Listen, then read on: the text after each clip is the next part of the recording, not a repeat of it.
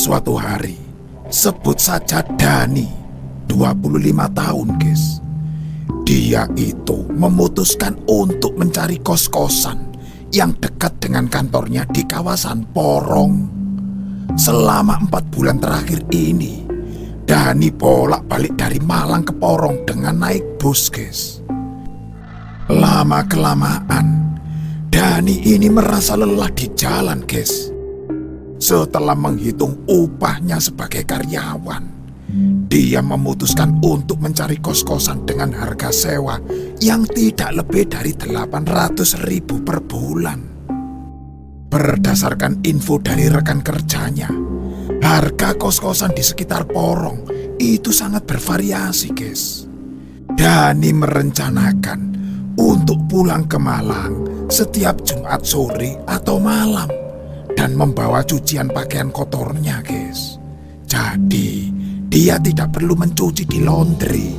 Lalu pada Senin subuh, dia berangkat kerja dari Malang ke Porong, guys. Singkat cerita, pada hari yang direncanakan, Dani menggunakan waktu istirahat kantornya untuk mencari kos-kosan, guys. Agar bisa lebih lama, dia meminta izin ke atasannya pukul 11 siang dengan harapan paling telat jam 2 siang sudah kembali ke kantor.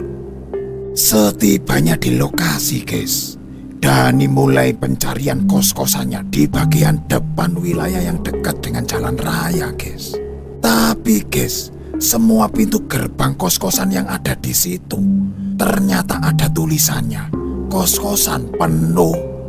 Sedangkan, guys, yang tidak ada tulisannya, harganya, guys, melebihi anggaran dia. Dani melihat jam tangannya, ternyata sudah hampir jam 1, guys. Waduh, harus cepat dapat ini. Waktu tinggal 1 jam lagi, pikir dia dalam hati, guys. Lingkungan yang dia kunjungi saat itu adalah gang-gang kecil, guys. Hanya bagian depan yang bisa dilalui mobil.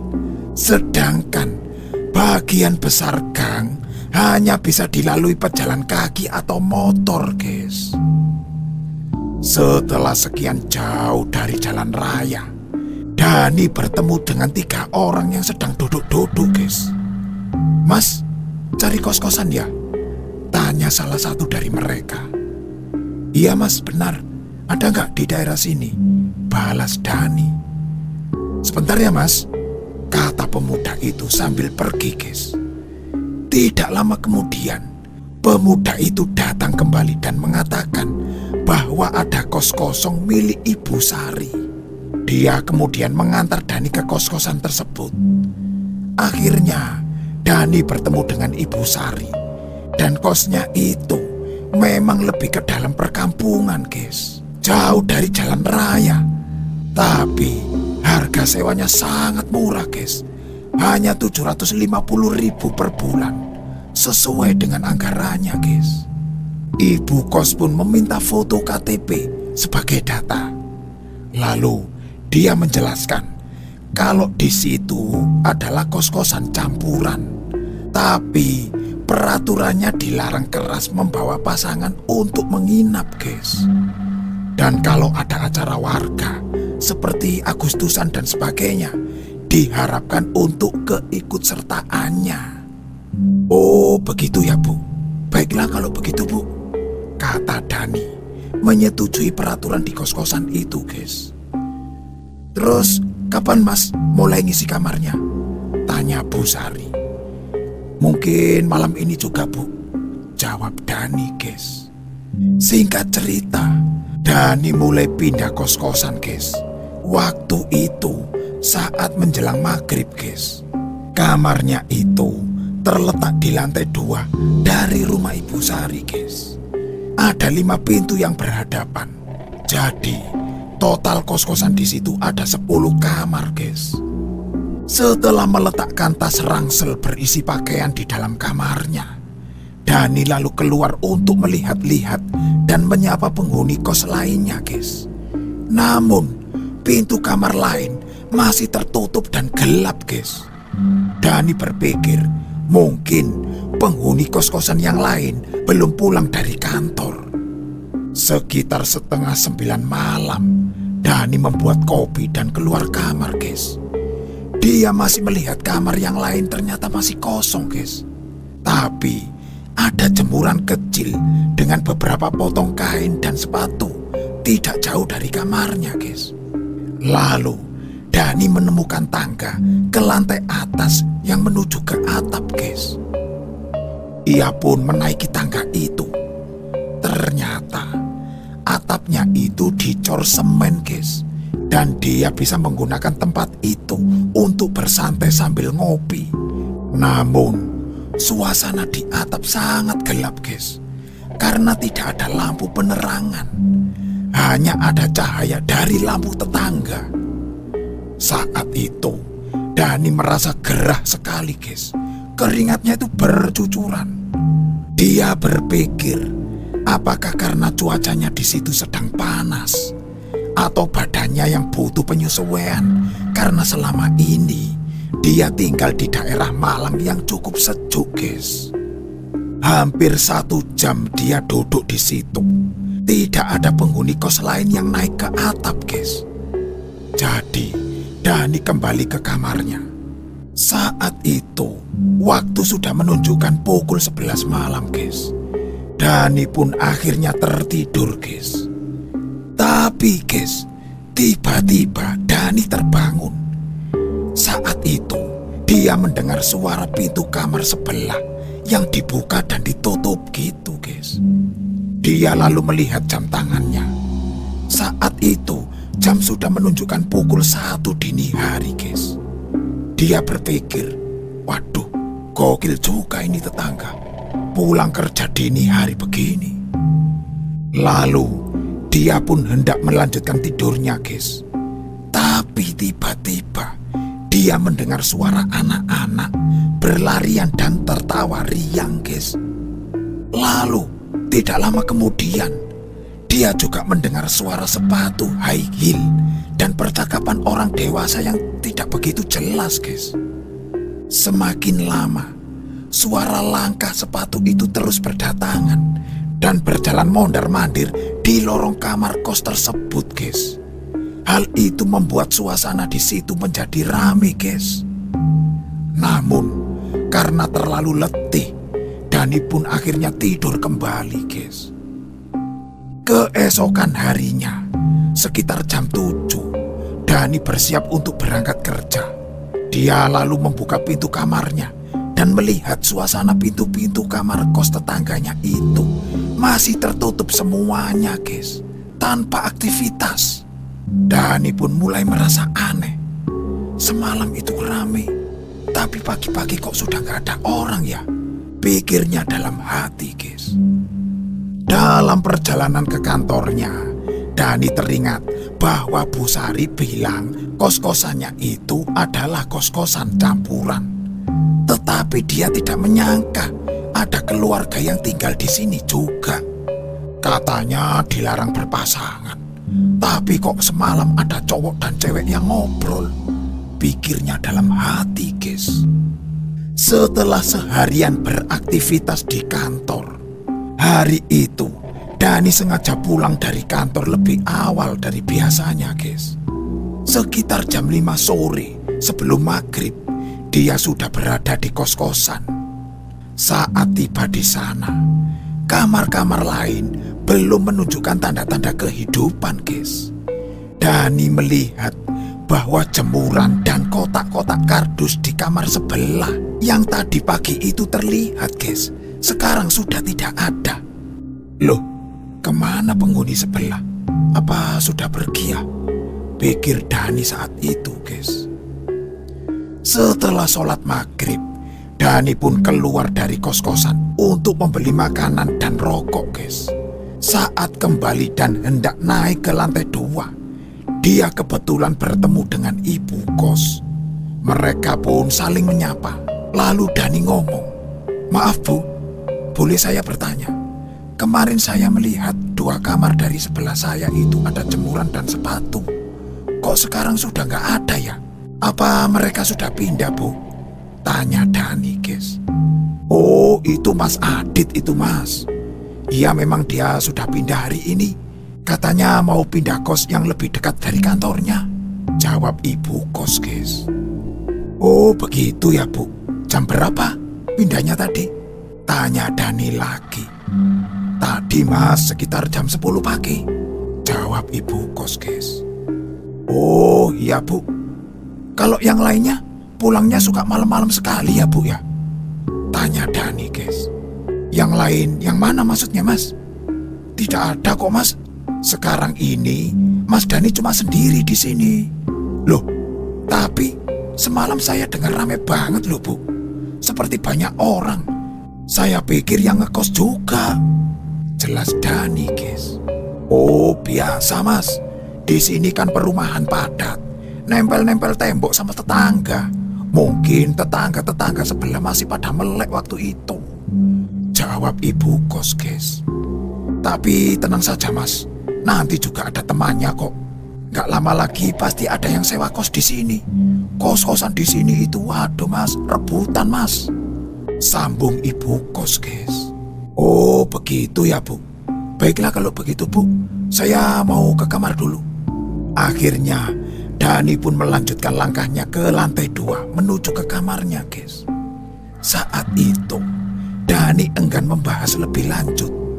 Tetapi dalam batinnya dia tetap merasa ada yang janggal, guys. Saat di dalam kamarnya, Dani membuka laptopnya untuk nonton film. Tanpa terasa, jam sudah menunjukkan pukul 11 malam, guys. Dia pun mematikan laptopnya dan beranjak tidur. Di tengah-tengah tidurnya, tiba-tiba dia terbangun, guys, karena dia mendengar pintu kamar tetangga seperti ada yang membuka dan menutup. Kemudian terdengar suara anak-anak berlari dan tertawa. Suara langkah dan percakapan orang dewasa pun terdengar juga, guys. Persis seperti yang terjadi malam sebelumnya, guys. Dia lalu melihat jam tangannya. Ternyata sudah jam 2 dini hari, guys. Dani pun duduk di depan kasur dan mencoba mendengarkan dengan jelas. Tidak salah lagi, guys. Ia memang mendengar suara-suara itu. Lalu, guys, dia beranjak menuju ke jendela dan membuka kordennya. Saat dia ngintip dari balik jendela, dia tidak mendapati seseorang pun di luar, guys. Suara-suara itu pun seketika lenyap dan suasana menjadi sunyi senyap, guys. Melihat kejadian itu, Dani pun bingung, guys. Dia lalu menutup kembali korden jendelanya. Tapi, guys, tidak lama kemudian suara-suara itu kembali lagi, guys. Dani pun cepat-cepat membuka korden lagi. Tapi, guys, tetap tidak ada siapapun di luar. Dan suara-suara itu pun kembali lenyap begitu saja. Seketika itu, guys, bulu kuduk Dani merinding semua. Dan dia pun mulai merasakan ketakutan, guys. Dia lalu segera menuju ke kasurnya dan menutupi telinganya dengan bantal, guys. Lalu berdoa sebisa mungkin sehingga akhirnya dia bisa tertidur, guys. Keesokan harinya, sepulang kerja setelah sholat Isya, dia membaca surat Yasin, guys. Dani yakin bahwa hantu dan makhluk-makhluk halus akan takut mendengarkan lantunan ayat-ayat suci Al-Quran, guys. Setelah membaca Al-Quran itu, hatinya sedikit tenang, guys. Meski semakin malam dia semakin waspada. Malam itu pun semakin larut dan ia beranjak tidur dengan terlebih dahulu membaca doa, guys. Pada pagi harinya, Dani pun bangun dan merasa bersyukur karena tidak ada gangguan sepanjang malam itu, guys. Ternyata surat Yasin berhasil mengusir mereka, pikir Dani dalam hati, guys. Akhirnya Dani pun berhasil melewati seminggu pertamanya di kos-kosan itu, guys. Sesuai rencana, Jumat malam dia pun pulang ke rumahnya di Malang. Dan dan membawa pakaian kotornya untuk dicuci di sana, guys. Lalu pada hari Senin setelah sholat subuh, dia lalu berangkat ke kantor dari rumahnya di kota Malang, guys. Setelah melakukan aktivitasnya di kantor pada hari Senin itu, dia pun kembali ke kos-kosan sekitar jam 9 malam, guys. Setibanya di kos-kosan, Dani merasa resah karena dia pikir ada penghuni baru di kos-kosan ini. Ternyata dia masih sendirian, guys. Setelah mandi karena hari itu sangat melelahkan, dia langsung pergi tidur, guys. Tiba-tiba, sekitar jam 1 dini hari, dia terbangun kembali, guys, karena dia mendengar kicauan burung yang bersaut-sautan. Dia tidak hafal jenis burung apa itu, tapi guys, kicauannya itu terdengar panik, seperti burung yang merasa ada bahaya gitu, guys. Dia pun mencoba mengabaikannya, namun matanya sulit terpejam, guys. Waduh, apalagi ini? Pikirnya dalam hati, guys. Lama-kelamaan, rasa ngantuknya pun datang juga, guys. Dan di antara setengah tertidur, tiba-tiba, guys, dia melihat ada sosok hitam sedang jongkok di dalam kamarnya itu, guys. Saat itu, Dani ingin membuka matanya lebar-lebar untuk melihat siapa yang ada di kamarnya itu, guys. Akan tetapi, karena terlalu lelah, dia pun akhirnya kembali terlelap, guys. Tiba-tiba, dia kemudian terbangun lagi karena merasa ada yang menggelitiki telapak kakinya, guys. Sebenarnya dia ingin bangun, guys, waktu itu. Tapi dia merasa sangat ketakutan, guys, karena dia tahu itu pasti bukan manusia. Dia pun lalu berdoa dan mencoba melawan rasa takutnya, guys. Lalu dia membuka sedikit matanya untuk mengintip apa yang sebenarnya terjadi, guys. Dan benar saja, ternyata di situ telah duduk sosok hitam yang sangat mengerikan, guys. Lalu Dani memejamkan matanya lagi sambil terus berdoa, guys. Tidak lama kemudian, akhirnya sosok hitam itu menghilang entah kemana, guys. Di hari-hari berikutnya, Dani pulang ke kos-kosan agak larut malam, guys. Antara jam 10 hingga jam 11 malam. Dia melakukan ini agar setibanya di kos-kosan, dia sudah sangat lelah dan berharap bisa tidur sampai pagi, guys. Kos-kosan itu hanya menjadi tempat tidur bagi Dani, guys.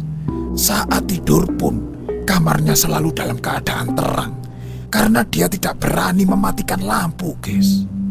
Meskipun begitu, teror dari makhluk tak kasat mata tetap membuatnya terjaga, guys. Meskipun tidak setiap malam, dalam seminggu setidaknya ada 3 malam dia mengalami kejadian yang di luar nalar itu, guys.